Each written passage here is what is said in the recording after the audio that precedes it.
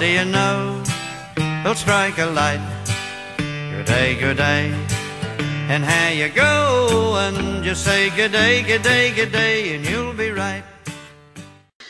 Now we come to the portion of the service before we do our Bible study that we address some end times news and trends that are happening as it relates to Bible prophecy. Yes, you can probably still hear that I'm still sick and still have a respiratory infection, so I'm struggling breathing at times, still coughing, and but I know I'm on the tail end of this sickness, so thank you so much for those who have been praying. I greatly appreciate it, and makes you just really appreciative of the body of Christ around the world and how we're to encourage one another, pray for one another, and so I just want to say thank you so much. I'm going to try to keep this a little brief, just as much as my voice and my breathing continues. Just wanted to get this out there. And yes, this is going to be a little different because we have a special guest on our Sunday morning service. So I wanted to record this so that way we didn't have to take that extra time during our normal service, so that our special guest, which is my pastor, so honored to have him here with us, Bill Welsh from Refuge Calvary Chapel, Huntington Beach. He's with us, and so looking forward to hearing and listening to his message and spending time with him. Anyways, a couple interesting items that popped up this week concerning Israel, which is kind of a common occurrence that's going on with them. This report that came out on Thursday from the Jerusalem Post that Israel strikes Gaza terror sites in response to rocket. So the Israeli Air Force struck 3 Hamas terror infrastructure sites in Gaza in response to an earlier rocket fired at Israel, the Israeli Defense Spokesman Unit said on Thursday morning. The northern Gaza sites reported belong to the Hamas terror group. The Israeli Defense Force said that they hold Hamas responsible for anything that happens in the Gaza Strip and will do its utmost to preserve the calm in Israel's southern cities. Late on Wednesday night, mortar shells landed in Israel in an open field in the Eshkol Regional Council near the security fence with Gaza. The mortar firing didn't prompt a red alert siren, and were no reports of damage or injury from the incident. The latest rocket comes one day after firings along the country's northern border. So on Tuesday, 3 mortar shells fired from Syria slammed into the Golan Heights, ramping up the tension and the northern border hours after the Israeli Air Force jet struck the Syrian artillery guns and were targeted by 2 surface-to-air missile fired at them from Syria in the pre-dawn hours on Tuesday, which leads to the second component of this report, how the Syrian Army now sends large convoy of reinforcements to the Golan Heights after Israeli attack. This came on Tuesday, this report. Like we said,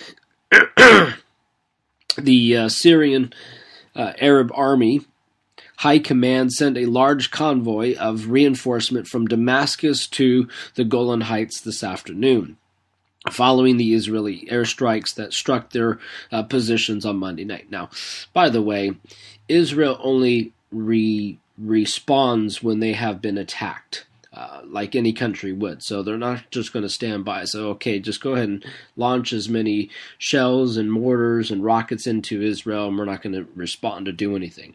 So part of Israel's policy is they will respond when they have been attacked. Anyways, according to a military source in Damascus, most of the reinforcement were sent to the Golan Heights, while a small unit was deployed to the northern Dara countryside. Recently, the jihadist rebels attempted to capture the strategic hilltop on 3 different occasions this past weekend. However, they were repelled after a violent battle with the Syrian armed forces. Most of the group involved in this jihadist offensive were supposed to partake in the nationwide ceasefire, but later they opted out in order to attack the government forces in the Golan Heights. Now, I believe that this is going to continue to intensify in the coming weeks and months, where eventually, and again, we don't have the timetable when this war will break out, but this, I believe, will start to gather the stepping stones for Ezekiel 38 scenario. You'll also see the destruction of Damascus, as Isaiah 17 talks about. So this is just getting things lined up. Things are heating up within the region there in the Middle East.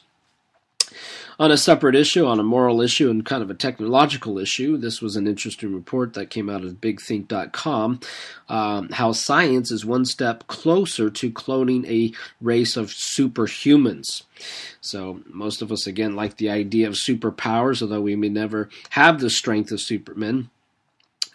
We could be stronger, faster, better looking, with total control over our gene and genetic makeup.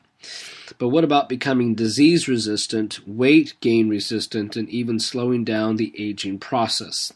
This process may be decades to come, as geneticists are now getting closer to, and not just removing and replacing genes, but also rewriting the entire genes. This may sound kind of like a realm of science fiction, yet the genetics at Harvard recently recorded the gene of a synthetic E. coli bacteria. According to Professor George Church and colleagues conducted the study. The researchers replaced 62,214 base pairs of DNA. And what they have done is recreate a DNA from scratch. Though that they haven't actually brought about bacteria to life, but that one was thought impossible is no longer. So they're moving steps closer to this cloning thing. But basically what I see they're doing is they're messing with God's creation. They're manipulating life. It's one thing to learn about life and science and things like that, but it's another when you're messing and you're tweaking and you're playing God in this matter. It is a very dangerous ground that these scientists are moving toward. So there's just an interesting, again, the technology and the science increases in these last days.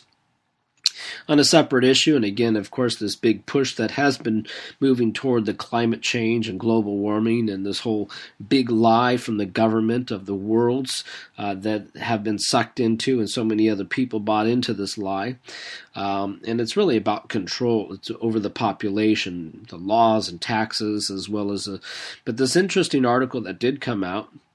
Originally I saw it on Yahoo, and then it had a link to the CNS News website, how it had this title, 4 studies find no observable sea level effect from man-made global warming. So according to this particular report, there was no observable sea level effort from a man-made global warming. So it was widely assumed, according to the article, that the sea levels have been rising in recent decades, largely in response to the man-made global warming.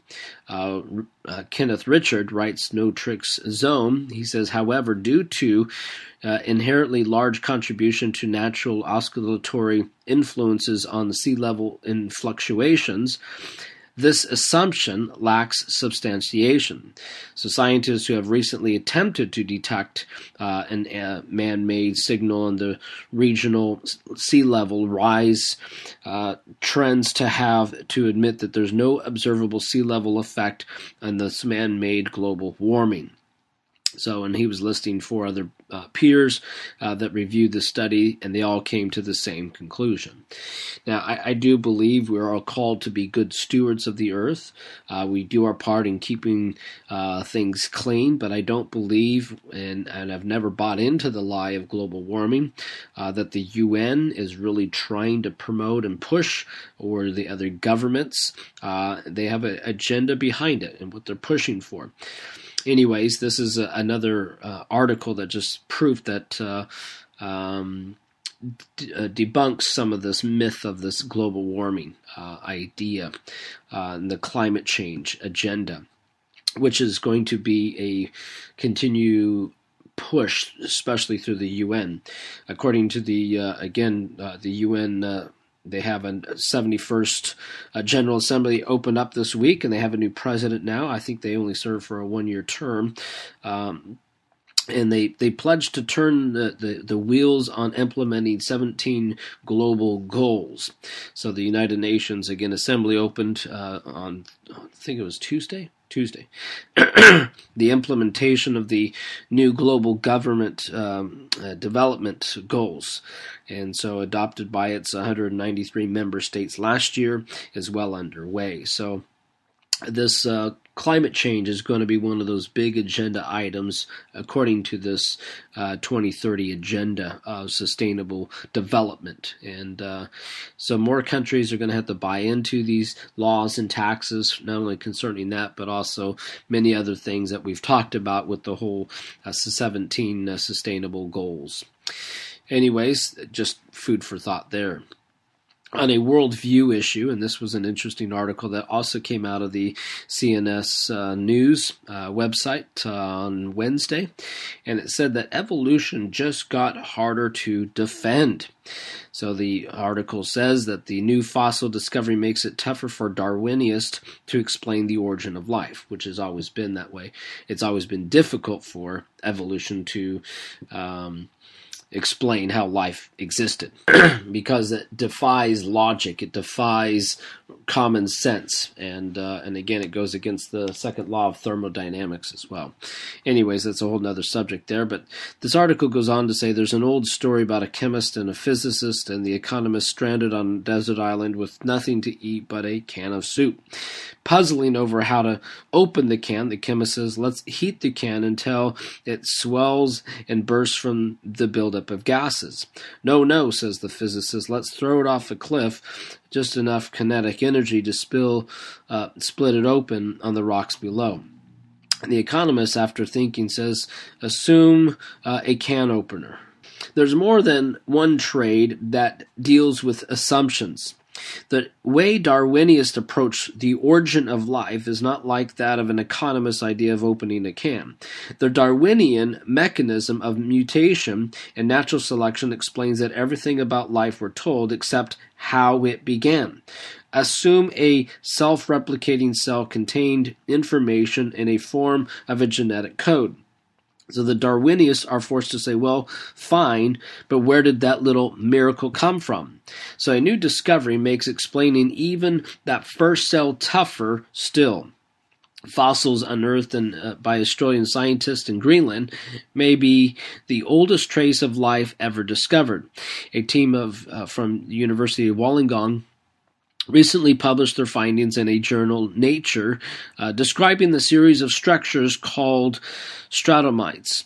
And so they emerged from the receding ice.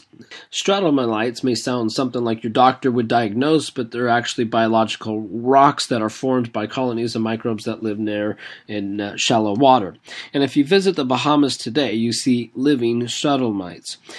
So what's so special about them? Well, they appear in rocks, and the scientists have dated 220 million years old at the oldest fossils, which pushes the supposed date of the origin of life back to 3.7 billion years ago. This, admits the New York Times, complicates the story of evolution of earlier life from chemicals. No kidding. According to a conventional geology, these microbe colonies existed on the heels of a period when Earth undergoing heavy asteroid bombardment, making it virtually uninhabitable. And so the earlier date adds the times, leaves the comparison little time for evolution to have occurred. This is really an understatement there. And so these life forms come into the existence virtually overnight. According to David Kingleff, a Evolution News of Views, says genetic codes, proteins, photosynthesis, the works.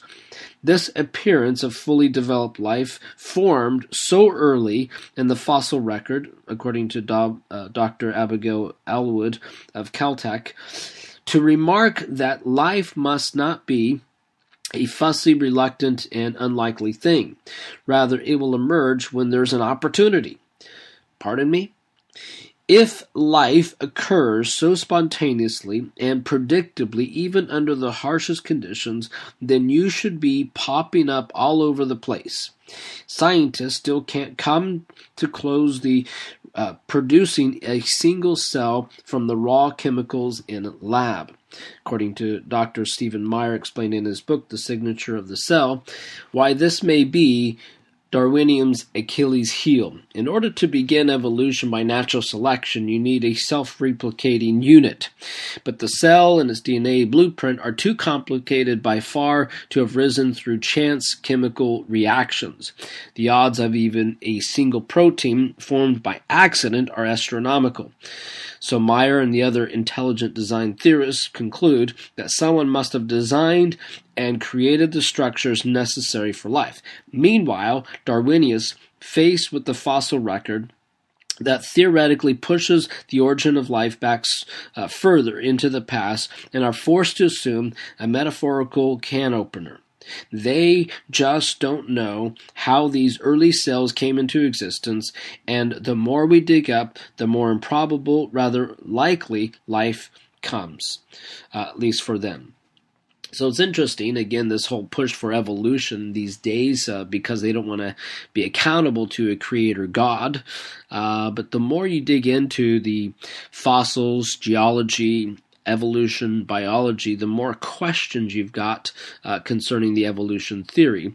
But the more you look at it, you see there's intelligent design, and this couldn't have just happened by accident. So as we said many times before, there is a battle for worldview here, a battle for moral, conservative, biblical worldview, and those that don't believe in God or have just an evolutionary worldview that is the survival of the fittest, yet even they themselves would not agree with survival of the fittest, because then you can do whatever you want. It's the survival of the fittest. Who are you to tell me what's right and what's wrong if it's the survival of the fittest? So their philosophy really goes to shambles when you start to really think through the evolutionary worldview. Anyways, there's so many other stories I know we could bring up and share with you, and I know that most of you that do pay attention to these updates, you do your homework, you look at the different news reports, and the important thing for us is to stay equipped, stay informed, but more importantly, stay focused on Jesus and stay in the Word of God, and keep growing in your love relationship with Him. And may the Lord radically and outrageously bless you. God bless.